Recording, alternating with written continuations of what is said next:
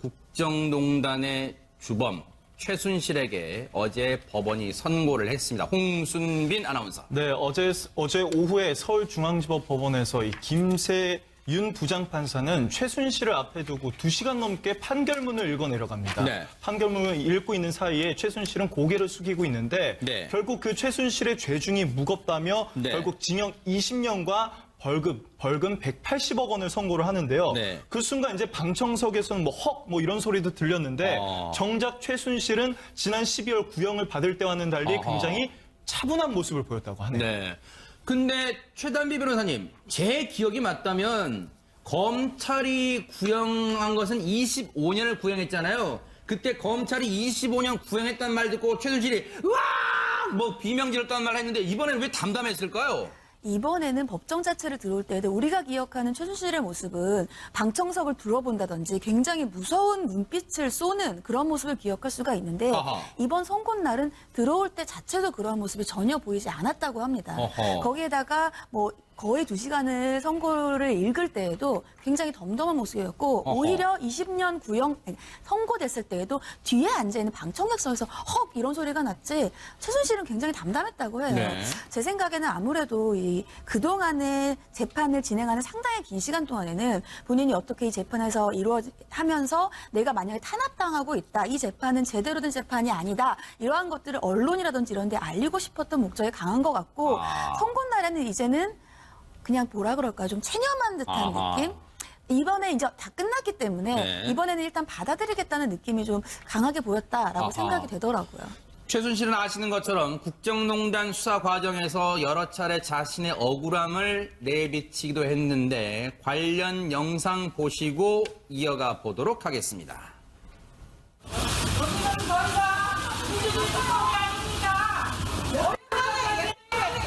최순실 씨 여전히 강한 투사 받고 있다고 생각하십니까?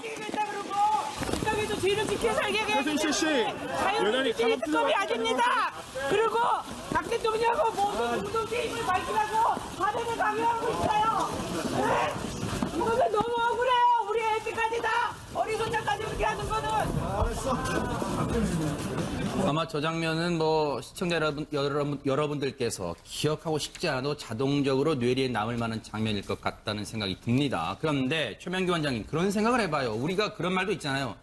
내가 웃는 게 아니야. 그런 말처럼 내가 가만히 있어도 정말로 아무렇지도 않아서 가만히 있는 게 아니다. 이런 최순실의 그런 입장도 생각해 볼 것 같은데 최순실이 정말 놀라지 않아서 놀라지 않은 척한 게 아니라 정말로 놀라움이 가슴을 내리쳐서 아무 말도 못하지 않았을까 그런 생각도 해봅니다. 그럴 가능성도 있습니다. 우리는 이 공판을 보다가 보면 저렇게 최순실이 시끄러운 모습만 봐서 그렇지 사실 조용한 공판도 있었습니다. 아하. 그렇기 때문에 패턴을 보다가 보면 저렇게 소리 지르는 것도 쉽지가 않아요. 네. 한번 저렇게 굉장히 공격적으로 나섰다가 네. 그 다음에 또 조용했다가 공격적으로 나섰다가 조용했다가 또 패턴이 있게 됩니다. 네. 결국은 일관적이지 않다가 저 사람이 일관된 패턴이 되는 거지요. 네. 그런 다음에 저번이랑 요번이랑 이제 차이가 달랐던 거는 저번에 구형 때 네. 굉장히 본인이 분노했던 거는 사회주의 재산 몰수보다 더하다 이런 게 있었습니다. 아하. 그러니까 아마 법정 형량에 대해서는 일정 부분 예측했을지 몰라도 네. 재산상의 부분이 있어서 상당히 그때 충격이 심했던 거예요. 아하. 그러나 지금은 일정 부분 예상도 하고 본인도 아마 장치를 갖다 마련해 놨겠지요. 네. 그런 다음에 어쨌든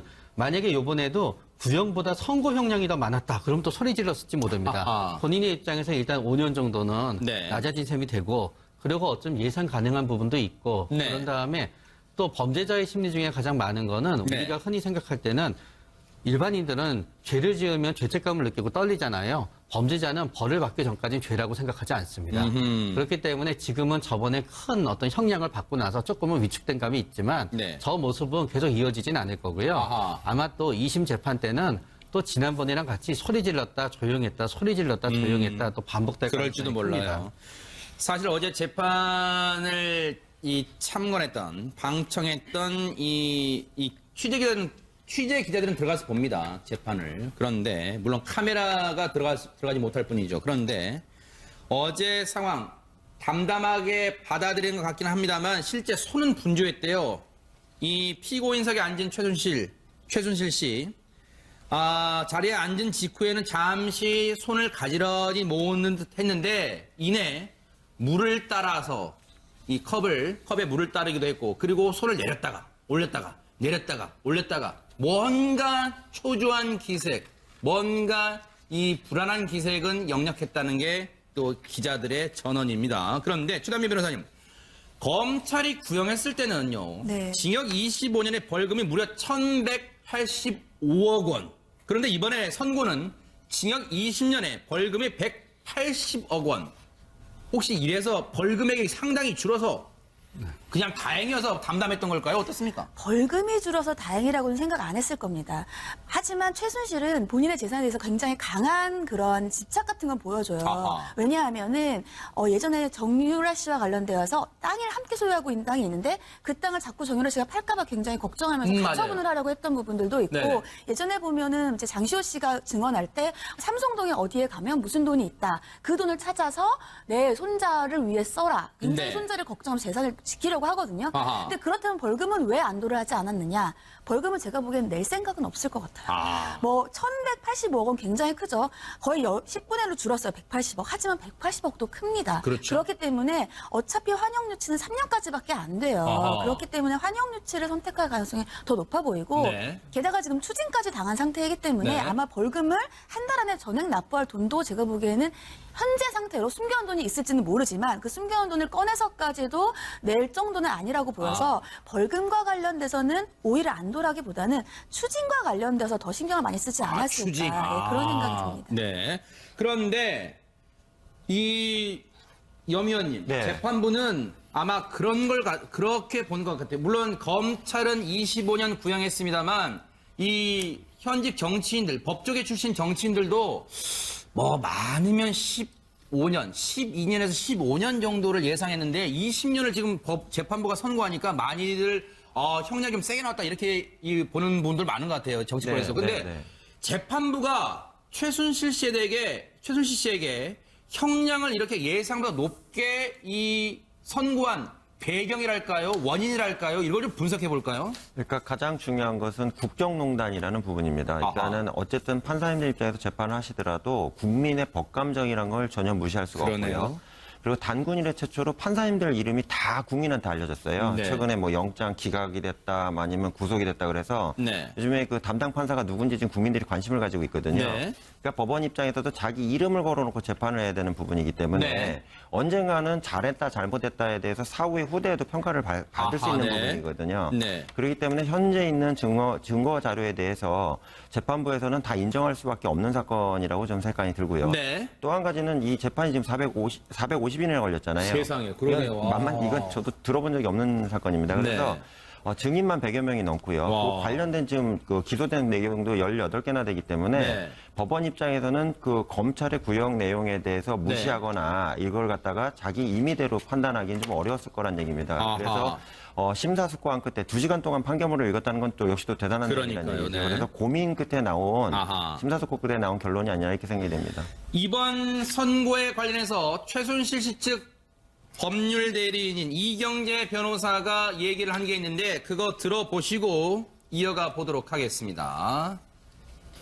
최명기 원장님, 저 와중에 이경재 변호사는 또 문자까지 썼습니다. 우기송경, 쇠귀의 경일기라는 구절까지 인용을 했어요. 재판부가 우리의 변론을 도저히 못 알아먹네 지금 이런 얘기잖아요, 지금. 저건 재판부한테 할 얘기가 아니라 저는 네. 처음에 저 얘기를 딱 들었을 때 변호사가 네. 자기 의뢰인인 최순실 씨한테 네. 우의송경이어서 재판이 엉망이 됐다고 얘기하는 걸 하나 얘기해서 어쩌면 속마음은 재판부에 그러니까요. 얘기하고 싶은 게 아니라 최순실 씨한테 얘기하고 싶은 걸 수도 있습니다. 네.